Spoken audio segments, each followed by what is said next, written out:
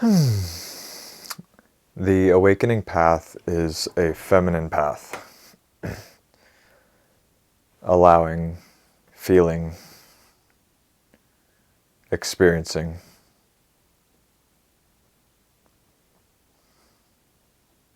being.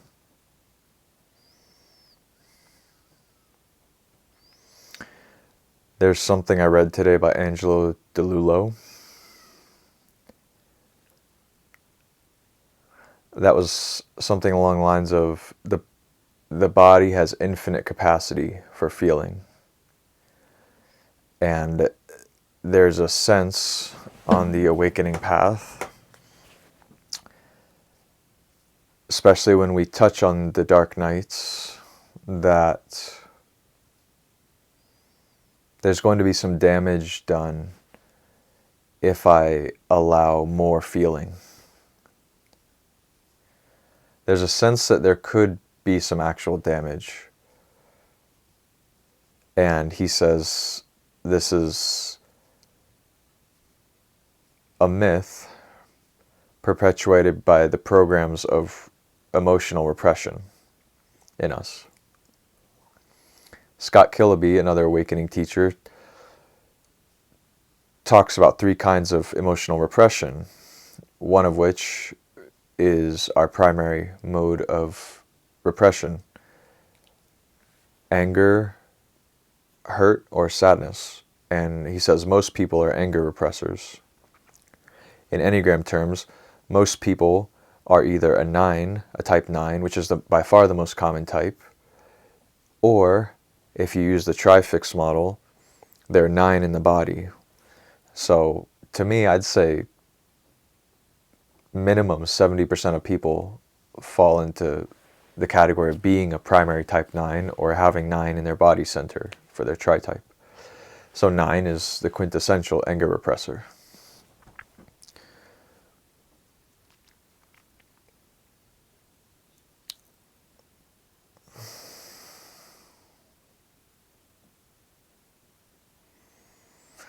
So how do we feel? So say, like right now, I'm recording a video instead of fully feeling a feeling I'm having because I'm just choosing to do that. But I have a feeling here. I don't know what it's from. I don't actually care that much about the story. Oh, I remember the story now. It was not wanting to talk to my roommate about something, like he didn't do a chore. And I was like, scared to confront him, basically. And my mind was playing all these stories and about how it would go down.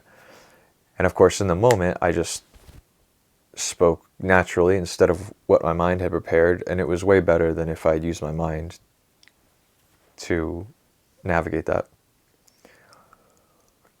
So there's this feeling in my solar plexus, and it's kind of intense and it's unpleasant.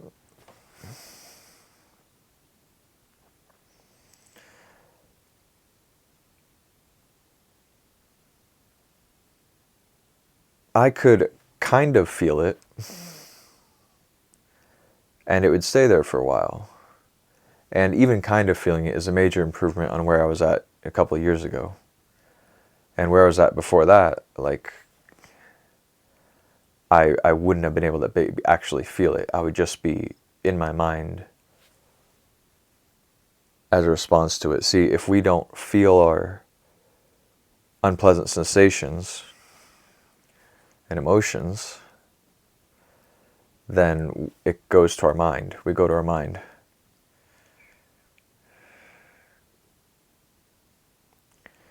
And we do all sorts of stuff. We generally, to put it really simply, we create a story to be able to live with that emotional, unprocessed energy in the body.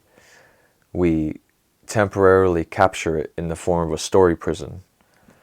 And that has us convinced. Now, when I say us, if we're mind identified, which of course most of us are, like really most of us are, not a small majority, like almost everyone is in that human sleep. And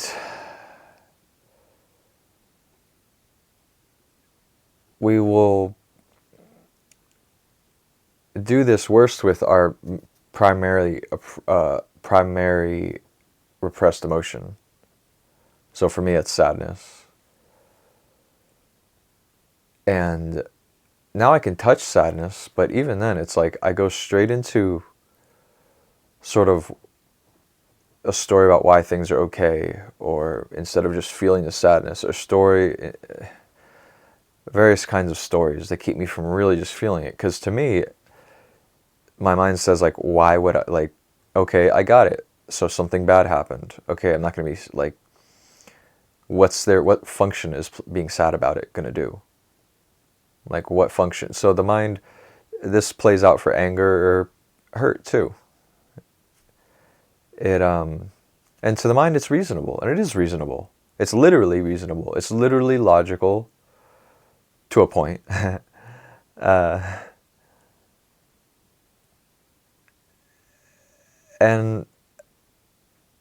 as women know more than men, but even women can be easily caught in their minds too much. But women generally know more than men the importance of emotion without a reason, without a rationality behind it. Because women are built more to be in their bodies, and men are built more to be elsewhere, I guess, in the head. But women still have issues with this too, because it's our culture that programs us like this.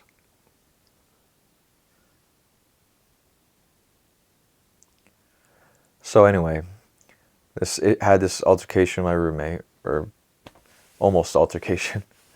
Had this feeling afterward, and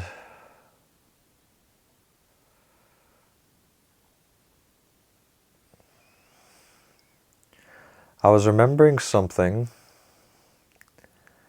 that this woman called, I think, Mary Magdalena. That's her YouTube channel.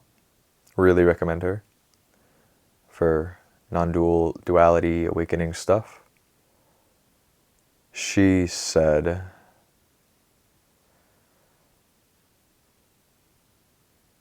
go to the core of the sensation in the body and put all of your attention on that.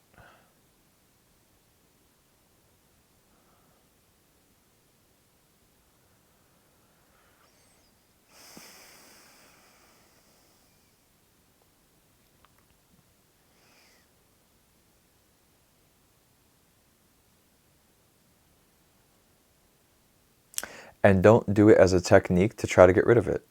It won't work, or it'll be limited in how much it works. It's not a technique to awaken, and it's not a technique to get rid of the emotion. Or rather, you can think of it as a technique to awaken, but understand that awakening is not about being free of this discomfort, this sensation. It's about being intimate with one's experience, with all of the experience. And not one's experience as if I'm separate from everything else. Being intimate with all experience. And she talks about being awake is a physiological change where one is not able to not experience what's happening.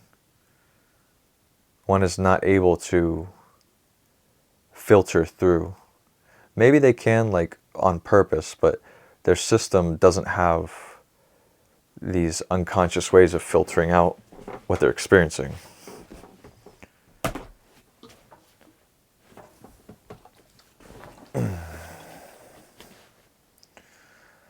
So when we really feel, and of course we all know this is very important work for men to do, and high leverage work, high efficiency ratio work for men to do, because we're so programmed culturally to disregard our feelings, especially unpleasant ones. And it's also very important for women to do fully, because it's possible that women are built more to feel, so maybe they're in this mode where, like I am now after doing a lot of work, where when something comes up, I can half feel it and I can be with it, but I'm not penetrating its core, like Mary Magdalena said. I'm not putting all of my attention into being it for the purpose of pure intimacy with it, of including all of it, like, yes, this too. That's quite a radical stance to have for any part of our experience. Yes, this too. Like, whatever's showing up, all of it. Yes, yes, whatever's showing up, all of it. And not conceptually saying that, because that doesn't do anything. Obviously, whatever's here is here, and so yeah, I can say yes to all of this. Meanwhile, I'm like holding my ground, not trying to get overwhelmed by the emotion. That's not what is being offered here.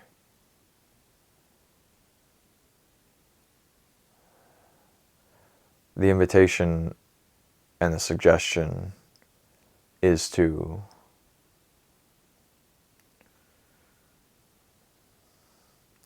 apply one's attention, totally see it, like put the attention inside the feeling.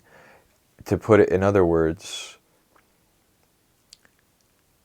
awaken attention inside the feeling, or have the feeling be the capital of the experience, 100% of the experience be the feeling. For instead of my consciousness being in my head, have consciousness come from the feeling and exist as the feeling.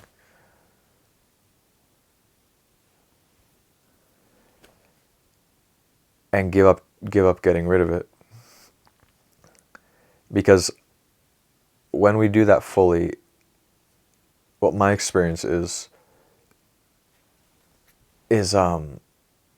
so much like anxiety that I didn't realize was there in the background disappears. It's like there's always this anxiety whenever I'm having a feeling. There's this deeper anxiety that's in the background that I'm pretty thoroughly unaware of. But when I do this with the feeling, which I'm getting better at doing it every time, till it's permanent, till it's not a tool anymore. It is the way of experiencing by default. When I do this,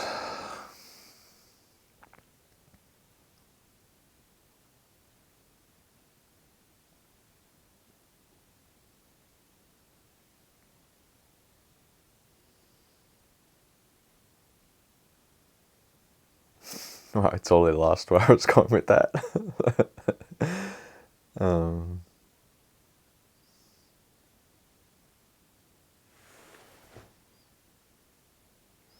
When I do this anxiety disappears, and I recognize that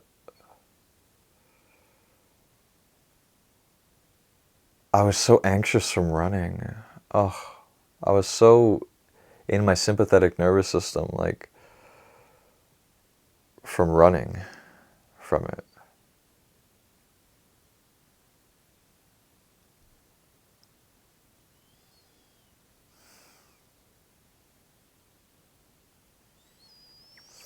And when I'm fully, it's not an I, it's not about I. When consciousness is totally in, on, inside, outside, surrounding, existing as the feeling. The feeling is awareness. The feeling is 100% conscious.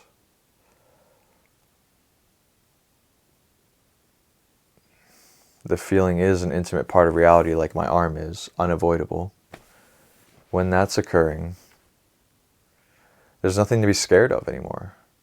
And this is also, I'm an Enneagram 6, so it's the center of the fear triad.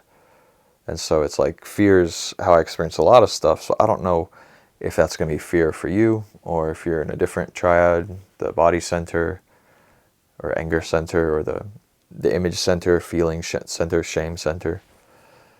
But for me, it's like, oh, I was afraid constantly because I wasn't with myself. I was avoiding something, like as if it's going to hurt me or consume me, or it was just being isolated from experience. It's like if in a horror movie, if the monster's somewhere in the room, is it behind me? Ah. But then if you see the monster in front of you, in a way, that's an opportunity. Like now I can have the opportunity to have courage present. I can go from fear to courage, or I can go from fear to anger. I'm angry at the monster, or whatever. Not that the feeling's a monster, it's just an analogy. That to not be with some part of experience that actually is happening, there's a deep anxiety because we are everything. And so to be isolated from a part of ourselves is anxiety inducing.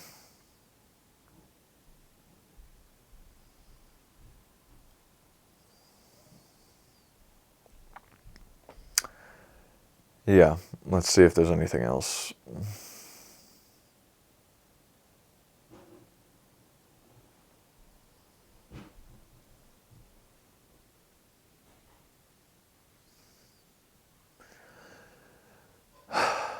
This is what meditation teaches. This is the major value of meditation for awakening, which, just as an aside, you know, a small percentage of meditators are actually doing it for awakening, even if they say they are. Although I don't think people would lie about that too much, lie to themselves about it too much, but like generally, yeah, even people who say they're seeking awakening, it's because they have a concept of what that'll be, and they want that feeling that they think they'll get from it, or that experience. So the real value of meditation for the purpose of awakening, and it has value for other purposes, but for awakening is giving an opportunity to just be still, to train the ability to be with sensation.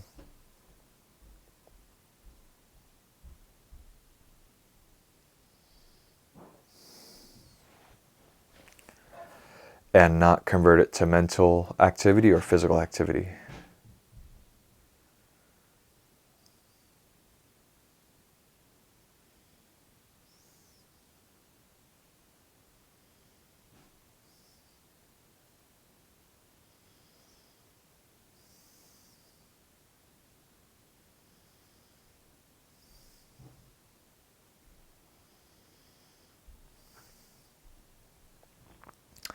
To deeply experience sensation and feeling.